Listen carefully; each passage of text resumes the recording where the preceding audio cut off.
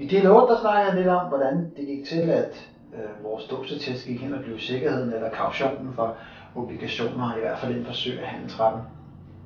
Og i den sammenhæng synes jeg også interessant at begynde at undersøge lidt om, hvad der sker med den obligation, hvordan bliver den handlet osv. Man må sige, at hvis man stiller spørgsmålstegn til, om det er det, der rent faktisk er, der foregår, at vi som mennesker bliver handlet internationalt på alverdens børser, så må man spørge sig selv, hvad er det eneste, der har værdi i det her samfund? Og det kan kun være noget fysisk. Man skal altid tilbage til noget fysisk, der bringer noget værdi ind i det fiktive system. Og det er som sagt vores arbejdskraft osv. Men i den sammenhæng synes jeg også, det er lidt sjovt at spørge sig selv, hvad er Danmark? Og så har jeg skrevet her, at Danmark er et stykke land, det vil sige et stykke land, der er afgrænset af nogle landegrænser, som er defineret af nogle historiske begivenheder, hvorpå der lever nogle samfund, som nogle mennesker er medlem af. Eller er Danmark et firma? Det er noget, jeg har tænkt rigtig meget over og undersøgt på kryds og tværs, så vidt jeg kunne i hvert fald. Og her forleden dag, der gik jeg ind og søgte på den hjemmeside, der hedder sec.gov. Og det står for Security and Exchange Commission, og det er en lille kommission, der er oprettet i USA. Og det er sådan en kommission, der overvåger, hvad der foregår på deres børser i USA. Og hvis man så går ind på Google, og så skriver man lige site, sec.gov, og så mellemrum, godsøjne, Kingdom of Denmark. Så finder man en masse digests, altså nogle skrivelser, nogle årsopgørelser, eller hvad man kan kalde det, fra Security and Exchange Commission, der går ind og siger, hvad er det, der er foregået i det foregående år, i forgangne år hedder det, på vores børser i USA. Hvem handler dem, og hvor stor værdien af de sikkerheder, eller securities, der er handlet osv. Og der kan man gå ind og se, der er nogen tilbage fra 60'erne i hvert fald, og op til 80'erne blev Danmark handlet som under det navn, der hedder Kingdom of Denmark.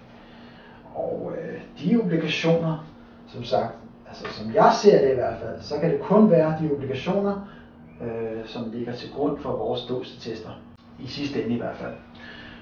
Det firma, der i sin tid handlede de obligationer, hed Kuhn, Loeb & Co. eller Company, og de blev så senere overtaget af den, der hedder Lehman Brothers. Og hvis man kan huske tilbage til 2008, så gik Lehman Brothers fallit og bankerot. Og de blev så overtaget af den her Barclays. Så det synes jeg er meget interessant. Og igen, hvis der er nogen, der har noget information omkring det her, så vil jeg meget gerne møde det.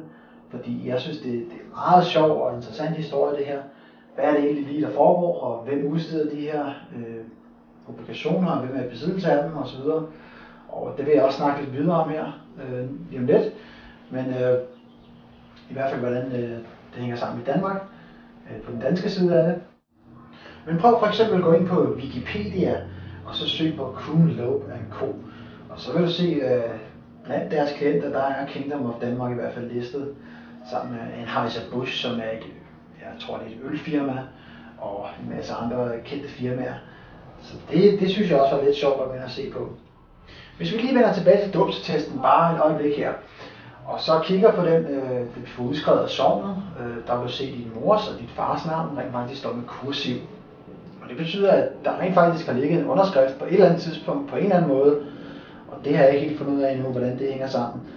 Men ifølge Jordan Maxwell, hvis du får din originale dåbsattest, som ligger til grund for alle andre dåbsattester, der er udskrevet af sogn, jamen så vil du vende om, og på bagsiden af den originale dåbsattest, der vil du kunne se navnene på alle de banker og institutioner, som har handlet din dåbsattest internationalt på verdens børser og så videre. Og det er noget, jeg stadig kæmper med at få fat i og ligesom at forstå. Men altså, hvis der er nogen, der har også nogle idéer omkring det, så er det også meget velkommen. Men vi må også spørge os selv, er det okay, at vores krop og vores arbejdskraft bliver handlet internationalt på alverdens børser, inklusive Wall Street? Eller burde vores arbejdskraft ikke tilhøre først og fremmest os? Det synes jeg nok lyder lidt mere rimeligt. Men det er i hvert fald sådan, som jeg ser, at det foregår. Og man må heller ikke glemme, at de her firmaer her, de gør det jo ikke gratis. Så de kommer også til at tjene nogle penge på dig og din krop og din obligation. Så det synes jeg var hele problemstillingen i den her sammenhæng, som jeg ser det i hvert fald.